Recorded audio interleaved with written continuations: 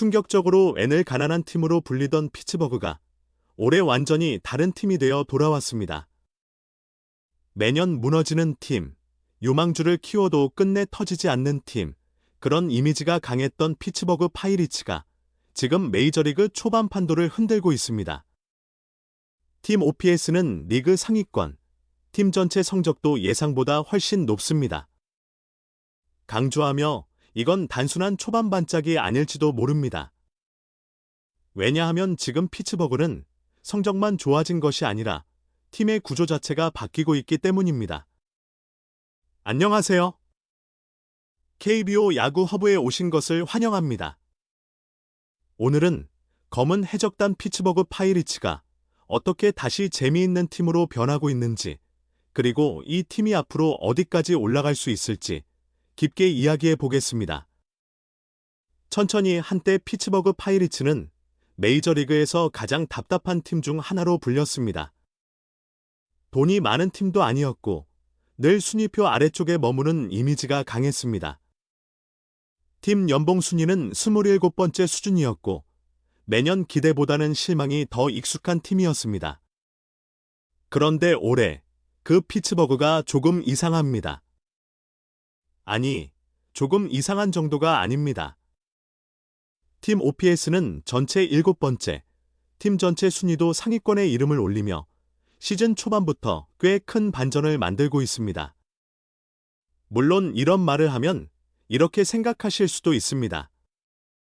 아직 시즌 초반인데 너무 빠르게 판단하는 것 아니냐고요.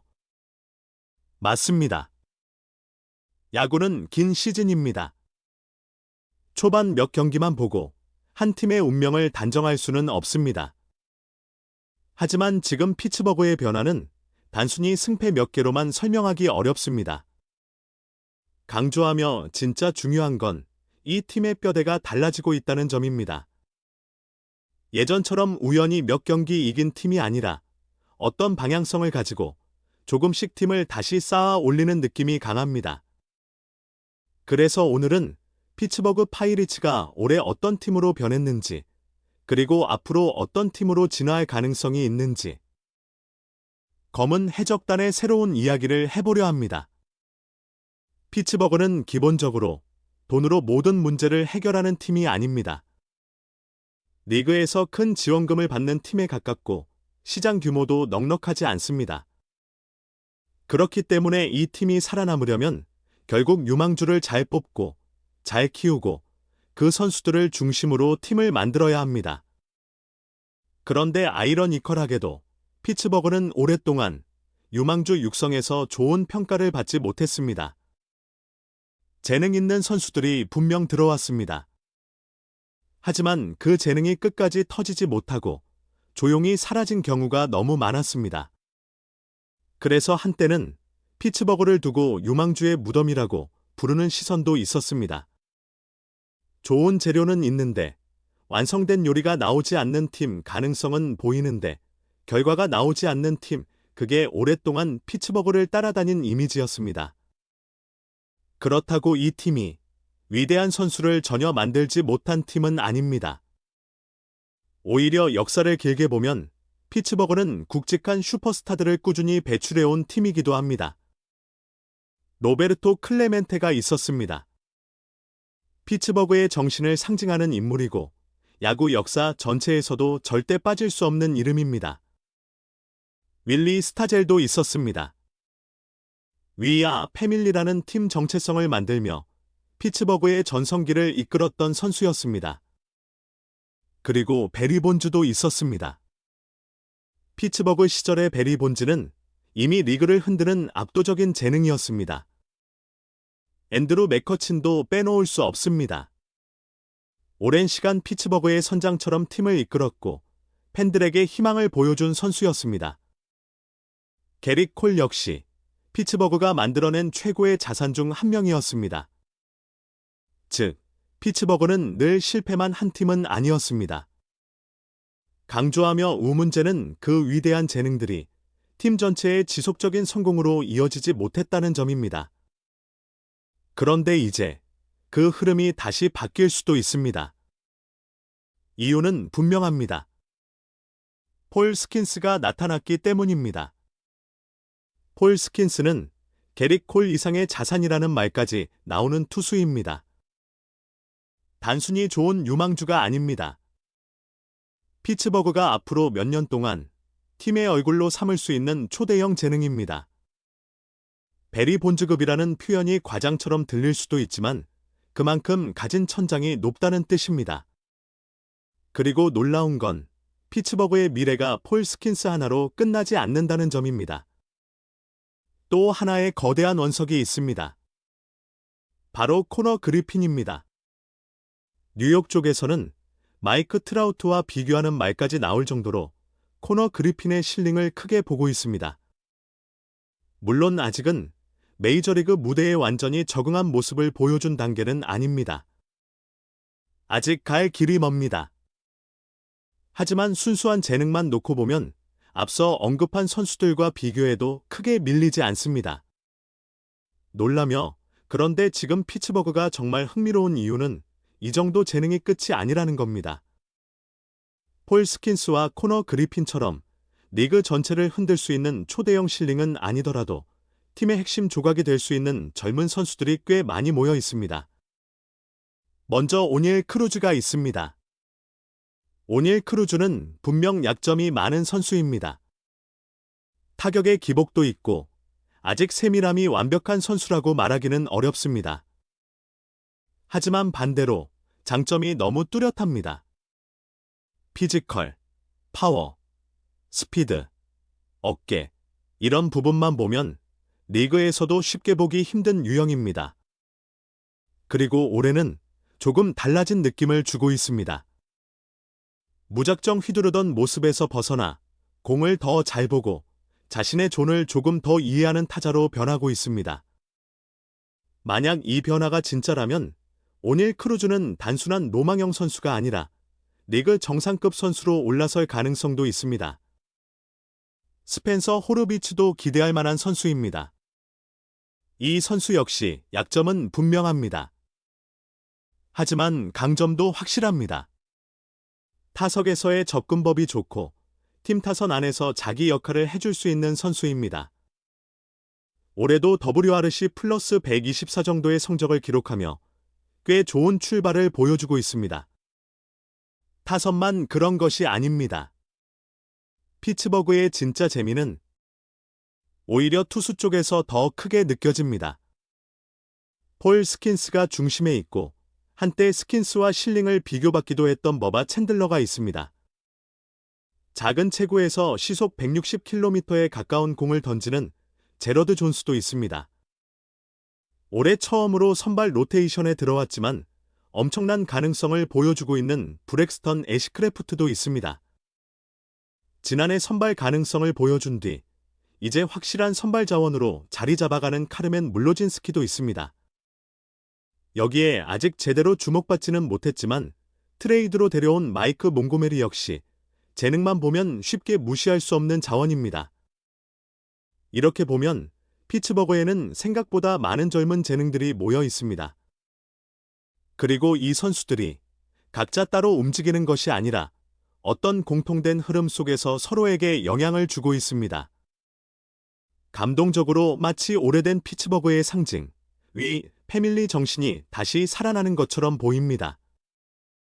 서로 기대고, 서로 자극하고, 서로의 가능성을 끌어올리는 팀, 지금 피츠버그는 그런 팀으로 조금씩 바뀌고 있습니다. 무엇보다 확실한 변화가 하나 있습니다. 피츠버그 경기가 재미있어졌습니다.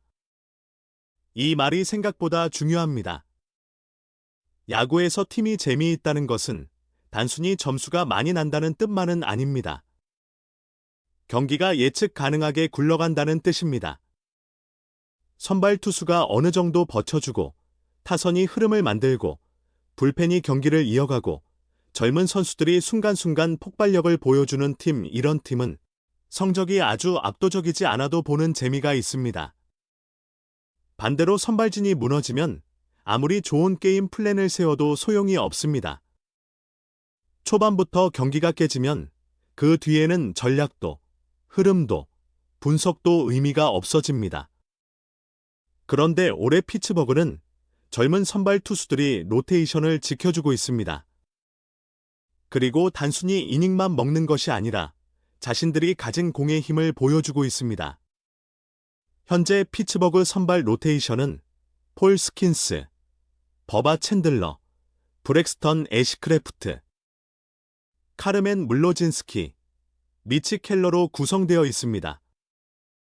흥미로운 점은 이 선수들이 모두 피츠버그가 직접 뽑은 선수들이라는 겁니다. 폴 스킨스는 2023년 전체 1번 지명 선수였습니다. 버바 챈들러는 2021년 3라운드 전체 72번 지명 선수였습니다. 브렉스턴 애시크래프트는 2018년 드래프트 전체 51번 지명 선수였습니다.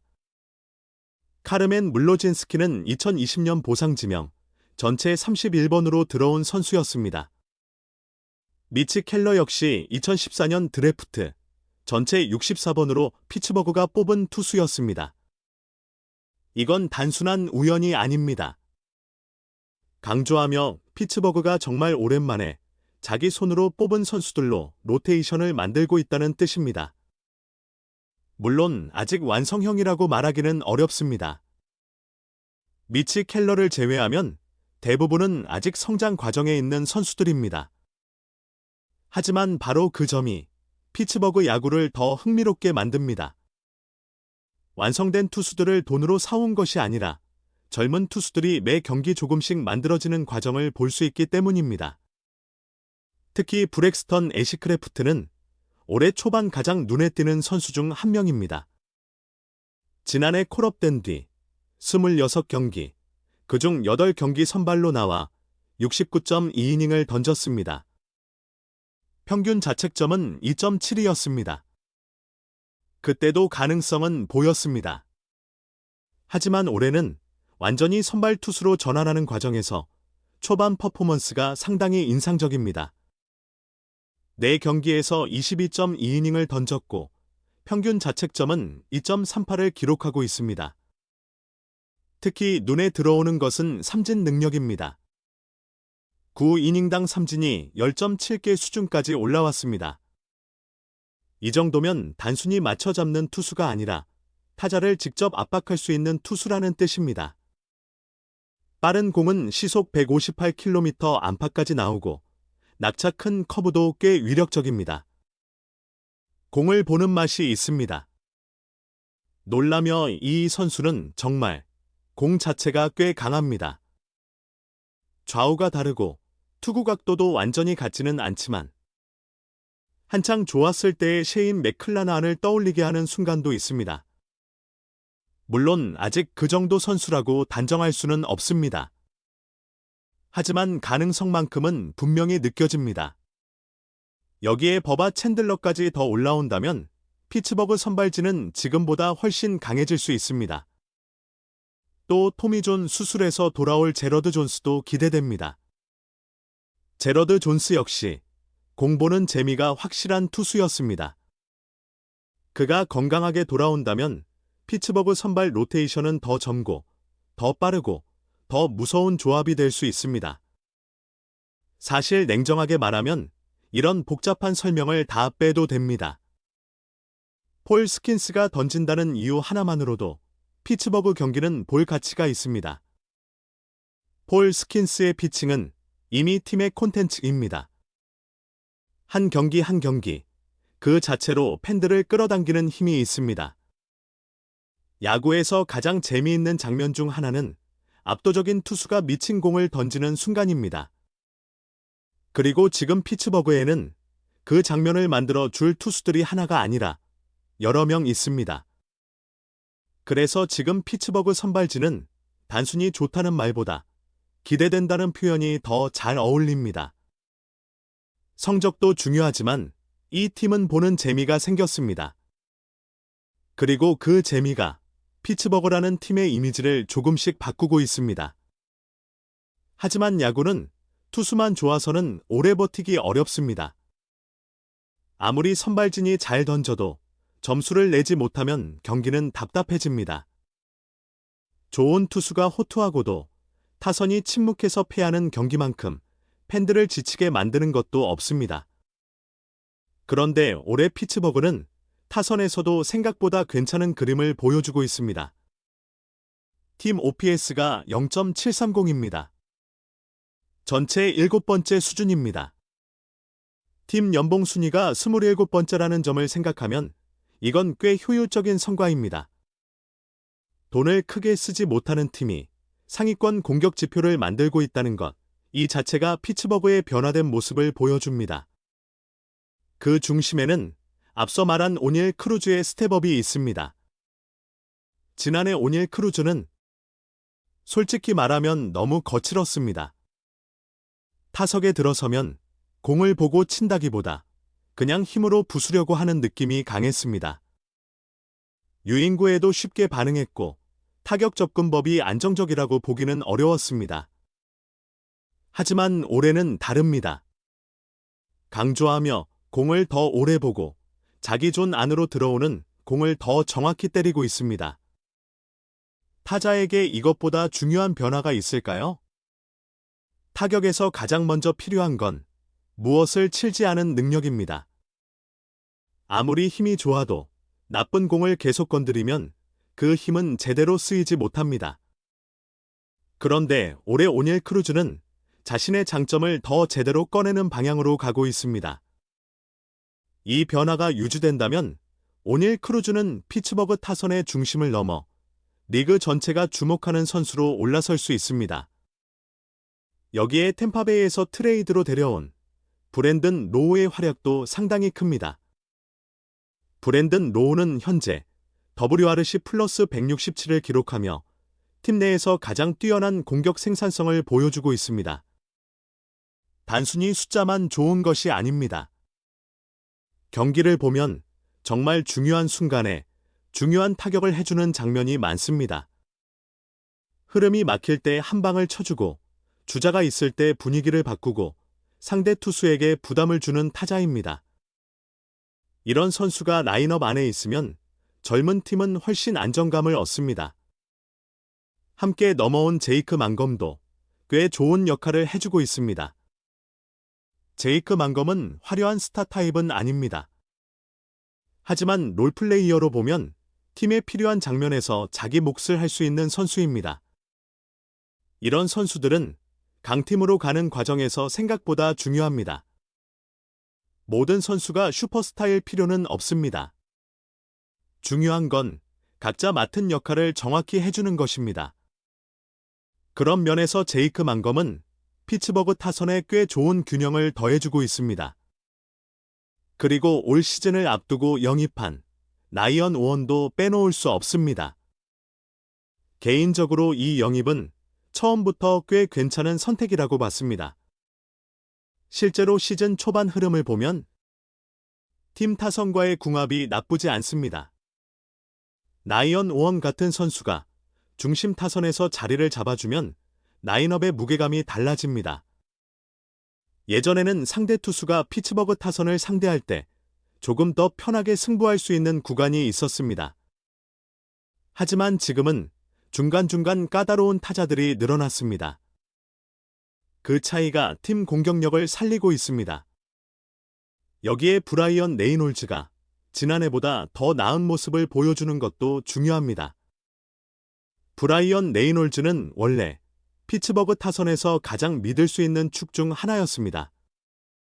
그런 선수가 중심을 잡아주면 젊은 선수들이 훨씬 편하게 성장할 수 있습니다. 타선은 결국 연결입니다. 한두 명이 터지는 것만으로는 부족합니다. 상위 타선이 출루하고 중심 타선이 해결하고 하위 타선이 다시 흐름을 이어줘야 합니다. 올해 피츠버그는 이 연결이 예전보다 훨씬 자연스러워졌습니다. 천천히 물론 아직 완벽한 타선은 아닙니다. 스펜서 호르비츠가 더 확실히 자리 잡아야 하고 코너 그리핀도 자기 몫을 해줘야 합니다.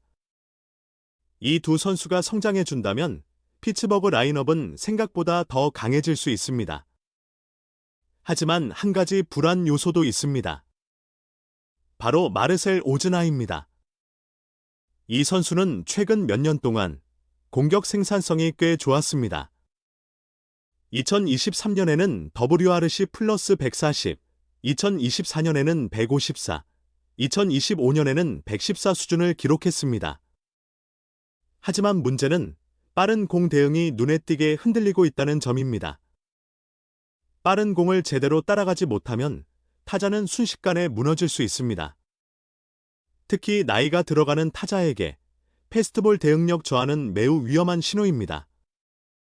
그래서 처음에는 혹시 이제 하락세가 시작된 것 아니냐는 생각도 들었습니다. 그런데 올해도 비슷한 장면이 나오고 있습니다. 강조하며 피츠버그가 정말 가을 야구를 노린다면 이 자리의 문제를 반드시 정리해야 합니다. 마르셀 오즈나의 자리를 어떻게 봉합하느냐? 이 부분이 피츠버그 타선의 완성도를 결정할 수 있습니다. 물론 피츠버그가 가을 야구까지 가는 길은 절대 쉽지 않습니다. 냉정하게 보면 내셔널리그 경쟁이 너무 빡빡합니다. 특히 중부지구만 봐도 올해 경쟁 구도가 만만치 않습니다. 신시내티는 정말 강한 흐름을 보여주고 있고 시카고 컵스와 미러키도 시간이 갈수록 점점 폼을 끌어올릴 가능성이 큽니다. 세인트루이스는 아직 완전히 힘이 붙은 타이밍은 아니지만 그렇다고 쉽게 무시할 수 있는 팀도 아닙니다. 결국 내셔널리그 중부지구는 상당히 치열한 싸움이 될 수밖에 없습니다. 피츠버그가 좋아졌다고 해서 갑자기 압도적인 전력을 가진 팀이 된 것은 아닙니다. 이 부분은 분명하게 봐야 합니다. 좋은 원석들이 많아졌고 경기가 재미있어졌고 팀의 방향성이 좋아졌습니다. 하지만 뎁스가 압도적이라고 말하기는 어렵습니다. 부상자가 나오거나 젊은 선수들의 성장세가 멈추면 순식간에 흐름이 흔들릴 수 있습니다. 그래서 올해 피츠버그의 가을 야구 진출은 쉽다고 말하기 어렵습니다. 하지만 동시에 불가능하다고 말할 수도 없습니다. 이 팀은 성장 가능성이 매우 높은 팀입니다. 그리고 성장 가능성이 높은 팀은 시즌 중간에 완전히 다른 모습으로 변할 수 있습니다. 젊은 투수가 한 단계 올라서고 타자가 자기 존을 찾고 불펜이 조금만 안정되면 순위표는 생각보다 빠르게 바뀔 수 있습니다. 놀라며 그래서 피츠버그는 올해 가장 예측하기 어려운 팀 중 하나입니다. 무너질 수도 있습니다. 하지만 반대로 모두의 예상을 깨고 올라갈 수도 있습니다. 개인적으로는 올해 피츠버그가 꽤 기대됩니다. 단순히 성적 때문만은 아닙니다.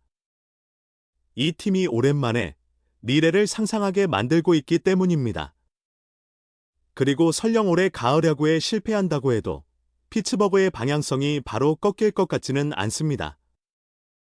오히려 앞으로 몇 년 동안 조금 더 달려볼 가능성이 큽니다. 그 이유 중 하나가 코너 그리핀과의 장기 계약입니다.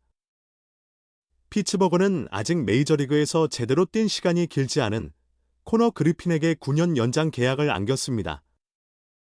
이 계약은 자유계약 선수 기간 3년까지 커버하는 구조입니다. 솔직히 말하면 상당히 의외의 선택이었습니다. 보수적인 운영을 하던 피츠버그가 아직 검증이 끝나지 않은 초대형 유망주에게 이 정도 계약을 줬다는 것은 의미가 있습니다. 물론 지금 피츠버그의 진짜 근간은 폴 스킨스입니다. 만약 폴 스킨스를 지키지 못하고 결국 다른 팀으로 보내게 된다면 피츠버그의 큰 그림은 다시 흔들릴 수밖에 없습니다. 하지만 코너 그리핀처럼 폴 스킨스급 재능으로 평가받는 선수에게 장기 계약을 줬다는 건 팀이 체급을 조금이라도 올려보겠다는 신호로 볼 수 있습니다.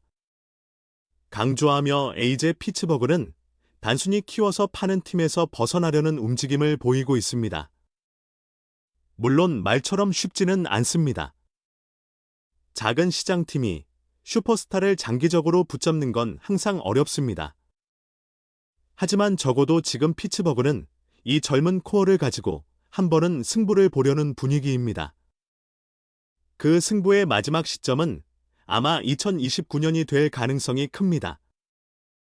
왜냐하면 폴 스킨스의 계약 통제 기간이 그때를 향해 가고 있기 때문입니다.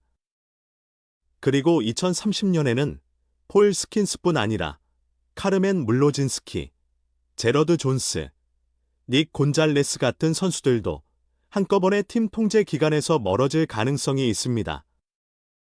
그때가 되면 현재의 젊은 코어를 유지하기가 훨씬 어려워질 수 있습니다. 더 좋은 재능으로 빈자리를 계속 채운다는 건 말은 쉽지만 현실에서는 거의 불가능에 가깝습니다. 유망주는 늘 기대를 줍니다. 하지만 모든 유망주가 터지는 것은 아닙니다. 그래서 피츠버그가 진짜 승부를 걸어야 하는 시간은 지금부터 2029년까지의 가능성이 큽니다. 그 기간 동안 이 팀이 어떤 결정을 내리는지 봐야 합니다. 트레이드 시장에서 더 공격적으로 움직일지, 젊은 선수들에게 더 많은 기회를 줄지, 폴 스킨스를 중심으로 선발 왕국을 만들지, 아니면 또다시 재정 문제 앞에서 멈출지. 그 선택 하나하나가 피츠버그의 미래를 바꿀 수 있습니다. 만약 최근 메이저리그를 보기 시작한 분들이라면 피츠버그는 꽤 좋은 관전 포인트가 될 수 있습니다. 그리고 오래된 피츠버그 팬들이라면 올해부터 2029년까지의 시간이 정말 중요한 구간으로 느껴질 겁니다. 이 팀이 어떤 그림을 그리고 있는지, 어떤 방향으로 뛰어가고 있는지, 그 과정을 지켜보는 재미가 분명히 있습니다. 다시 한번 말하지만 지금 피츠버그 야구는 재미있습니다. 압도적인 강팀이라서 재미있는 것이 아닙니다. 완성된 팀이라서 재미있는 것도 아닙니다. 감동적으로 무너졌던 팀이 다시 자기 색을 찾아가는 과정이 보이기 때문에 재미있는 겁니다. 폴 스킨스가 마운드에 서고 오닐 크루즈가 타석에서 달라진 모습을 보여주고 젊은 투수들이 하나둘 자기 공을 던지기 시작합니다. 그리고 그 사이에서 피츠버그는 더 이상 예전의 답답한 팀이 아니라는 신호를 보내고 있습니다. 물론 아직 갈 길은 멉니다. 경쟁은 치열하고 불안 요소도 분명합니다. 하지만 적어도 지금의 피츠버그는 한 번쯤 경기를 켜보고 싶게 만드는 팀입니다. 그리고 작은 시장팀이 젊은 재능들을 중심으로 다시 올라서는 이야기는 언제나 야구 팬들에게 특별한 감정을 줍니다. 검은 해적단의 부활은 아직 완성된 이야기가 아닙니다. 하지만 그 첫 장은 분명히 흥미롭게 열리고 있습니다. 오늘의 이야기는 여기까지입니다.